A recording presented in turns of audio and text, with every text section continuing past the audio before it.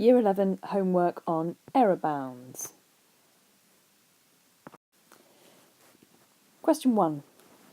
You need to start off here by ensuring that you know the upper and lower bound for x and y. It's useful to set this information out in some kind of table, which you could do like this. So we've got x, we've got y, we've got the lower bound for both of these values, and we've got the upper bound for both of these values. So x is 5.43 correct to 2 decimal places, which means its lower bound is 5.425 and its upper bound is 5.435. Y is 4.514 correct to 3 decimal places, which means y's lower bound is 4.5135 and its upper bound is 4.5145. You now need to read this part of the question where it says, by considering bounds, work out the value of w to a suitable degree of accuracy. Now, here's the formula for w. It equals the root of x divided by y. So we need to work out both the lower bound and the upper bound for w, being careful because there's a division of x divided by y involved. So starting off with the lower bound for w, that's going to equal the lower x divided by the upper y, and then all of this square rooted. So that is the square root of 5.425 divided by 4.5145. That's equal to 1.096213 ... Make sure you show enough accuracy. Now, we're going to calculate the upper bound for w. That's equal to the square root of the upper value of x divided by the lower value of y. So that's equal to the square root of 5.435 divided by 4.5135.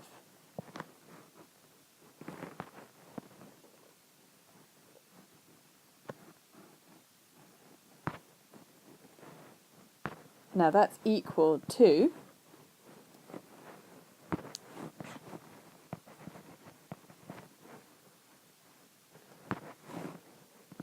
1.097344. You've now got to ensure that you choose a value of w to a suitable degree of accuracy and give a reason for your final answer. If you look at the two values you've got for w, the lower bound here and the upper bound here, they're both correct to 1.1 to 2 significant figures, or 1 decimal place, or you could say that they're both 1.10 to 3 significant figures, or 2 decimal places. So either of these answers would be appropriate as your final value of w.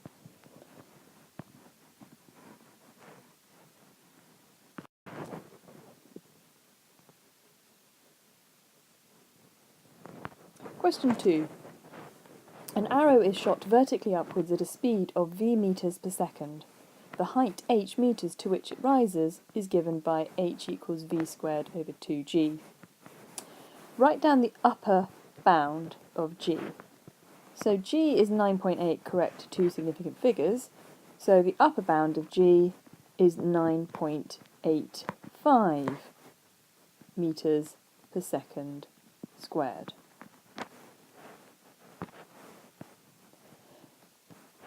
Part 2. Calculate the lower bound of h. Give your answer correct to 3 significant figures. So h is equal to v squared over 2g. We want the lower bound of h, So our lower bound of h is our lower v, all squared, divided by 2 times our upper g, because we want to try and make h as small as possible. So in the numerator we have the lowest possible value, but we divide by the biggest possible value in the denominator. So our lower v is 24.35, which we need to square, and we need to divide that by 2 multiplied by 9.85. If we work this out using our calculator, this comes to a value of 30.09758 ... and to 3 significant figures this is 30.1. And our unit, as h is a height, is metres.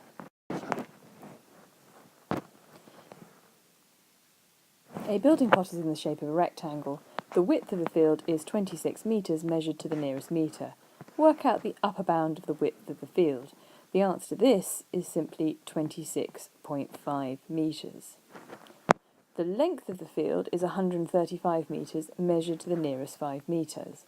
Work out the upper bound for the perimeter of the field. So we need to know what the upper bound for the length of the field is. Now, because it's accurate to the nearest 5 metres, let's call the length of the field L. Then its upper bound is 137.5 metres and its lower bound is 132.5 metres, meaning that there is a gap of 5 metres in between the upper and the lower bound. Alternatively, because the length of the field is accurate to the nearest 5 metres, if you do 5 divided by 2, you get a value of 2.5, then your lower bound is 135 minus 2.5, which is 132.5, and your upper bound is 135 plus 2.5, which is 137.5, or your upper bound. To now work out the upper bound for the perimeter of the field, we need to add together the 4 upper bounds for the length and the width, or we can do the upper bound for the perimeter is equal to 26.5 multiplied by 2, add 137.5 multiplied by 2, which is equal to 328 metres, which we'll just fill in the answer space. Question 4. Sophie drove for 238 miles, correct to the nearest mile. She used 26.3 litres of petrol, correct to the nearest tenth of a litre. And here we have a formula for petrol consumption, which is number of miles travelled divided by number of litres of petrol used. Work out the upper bound for the petrol consumption for Sophie's journey. Give your answer correct to 2 decimal places. So we're going to start this off by working out the upper and the lower bound for each of these values. So I'm going to set my working out in the format of a table so it's really clear. I want to look at my number of miles travelled over here and my number of litres of petrol consumed over here, and I want a lower bound for each of these values and an upper bound for each of these values. So the number of miles is correct to the nearest mile, which means the lower bound is 237.5 and its upper bound is 238.5. Now the petrol consumption is correct to the nearest tenth of a litre, so the lower bound is 26.25 and the upper bound is 26.35. Now we want the upper bound for the petrol consumption, so let's call it PC, the petrol consumption, and we want the upper bound. Because it's a division and we want the answer to be as big as possible, we want the upper bound for the number of miles travelled and we want the lower bound for the number of litres of petrol used, i.e. we want to take the biggest possible value in the numerator and divide it by the smallest possible value in the denominator to make the answer as big as possible. This means that we need 238.5 divided by 26.25. Now this gives us an answer of 9.0857 ... which, if we round it to 2 decimal places, gives us a value of 9.09 equate to dp. Question 5. A solid cube has lengths of 5 centimetres. Work out the total surface area of the cube. State the units of your answer. So the surface area is the total area of each of the faces added together. There are 6 identical faces, each of area 5 by 5 or 25, which gives a total surface area of 150, with the units being centimetres squared for area. Part B. Change 125 centimetres cubed into millimetres cubed. Now, what people may not necessarily know is that 1 centimetre cubed is equal to 1,000 millimetres cubed. Now, the reason for this, imagine you have a cube which is 1 centimetre by 1 centimetre by 1 centimetre. Now, if you convert the calculation into millimetres, that's 10 millimetres by 10 millimetres by 10 millimetres, because each of these sides could be thought of as 10 millimetres rather than 1 centimetre, which is 1,000 millimetres cubed. So 1 centimetre equals 1,000 millimetres cubed. So 125 centimetres cubed is the same as 125,000 millimetres cubed. The weight of the cube is 77 grams, correct to the nearest gram. What is the minimum weight the cube could be? 76.5 grams for the lower bound. What is the maximum the weight could be? They're asking for the upper bound, 77.5 grams. Question 6. The length of a line is 53 centimetres, correct to the nearest centimetre. What is the least possible length of the line? 52.5 centimetres.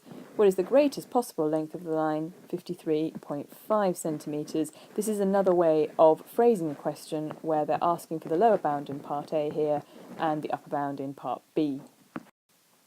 Question 7. The voltage V of an electronic circuit is given by the formula V equals IR, where I is the current in amps and R is the resistance in ohms.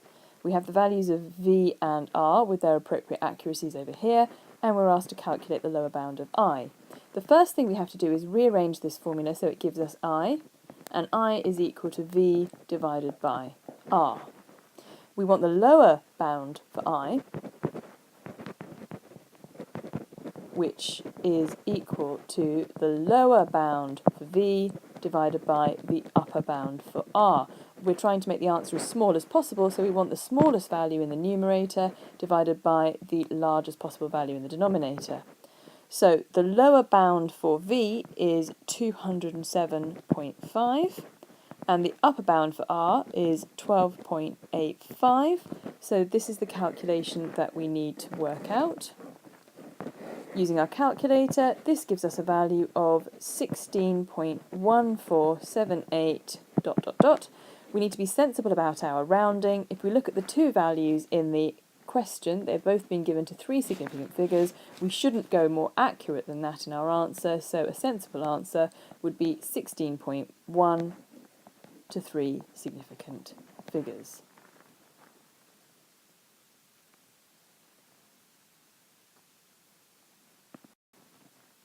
Question 8. The average fuel consumption of Tara's car in kilometres per litre is given by the formula C equals D over F, where D is the distance travelled and F is the fuel used.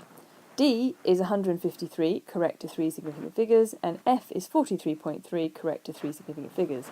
By considering bounds, work out the value of C to a suitable degree of accuracy. You must show all your working and give a reason for your final answer. So the first thing we need to establish are what are the upper and lower bounds for D and F. So as before, we're going to set up a table. There's D, there's F. I want to know its lower bound, and I want to know the upper bound for each of these values. So for D, the lower bound is 152.5, and its upper bound is 153.5. For F, its lower bound is 43.25, and its upper bound is 43.35. Now what we're going to do is calculate the lower bound of C and the upper bound of C using this formula over here. So we have to be a bit more careful because it's a division formula. Our lower bound for C is going to come from using our lower bound for D and dividing it by our upper bound for F. The idea being, again, we're trying to make C as small as possible. We're minimising it, so we want the lower value in the numerator divided by the bigger value in the denominator. So that's equal to 152.5 divided by this value here, 43.35, and this comes to a value of 3.5178 ... Notice I've left enough accuracy here to then do the final part of my answer in a moment. I now need to work out the upper bound for C, which is equal to my upper bound for D divided by my lower bound for F. So this time we want the biggest possible value in the numerator divided by the smallest possible value in the denominator. My upper bound for D over here is 153.5, and I divide it by 43.25. This is equal to 3.54913 ... Now to choose my value of C, if I look at the lower bound and then at the upper bound, I should notice that they both round to 3.5 if rounded to one decimal place. If we try and round this value to a higher degree of accuracy than one decimal place, it would be 3.52 to two decimal places. This value here, if we round it to two decimal places, it would be 3.55. So the values don't agree to a higher degree of accuracy. However, to one decimal place, they both agree, so we could say that C equals 3.5 to one decimal place. And to ensure that we get our final of the 5 marks, we need to say something along the lines of both the lower and upper bound round to 3.5 when rounded to one decimal